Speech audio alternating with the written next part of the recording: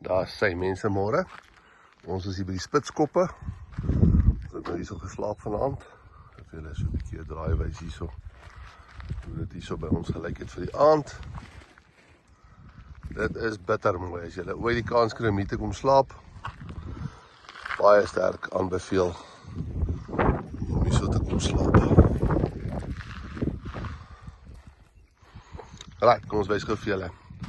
Ons awning ons gebou het. So 'n bietjie terugkom, kan jy so 'n bietjie meer sien. Dat sê. Ons awning.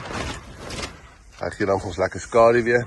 Sandtrax moet jy en 'n kraan moet jy om jou hande te kan was. Ons maak oop hierso. Right. Het is nou net my basis met 'n regulator ingesit. Dubbel tanks, een vir diesel, een vir water. Ons battery system, yskas,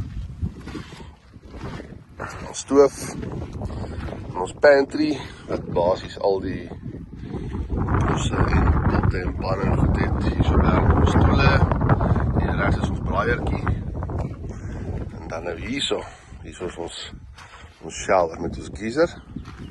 Ek gaan dit gou vir julle so oopmaak. Dit is hoe ons shower lyk, as ons shower het, met ons water trap.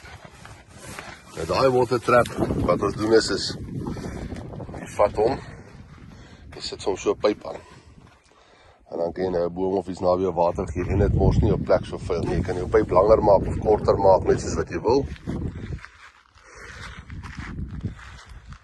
En dan het ons rooftop boop. En ja, dit is hoe ons nou al vir 2 weke amper rondswerf hier in Namibië. Maar kyk net daai ongelooflike view.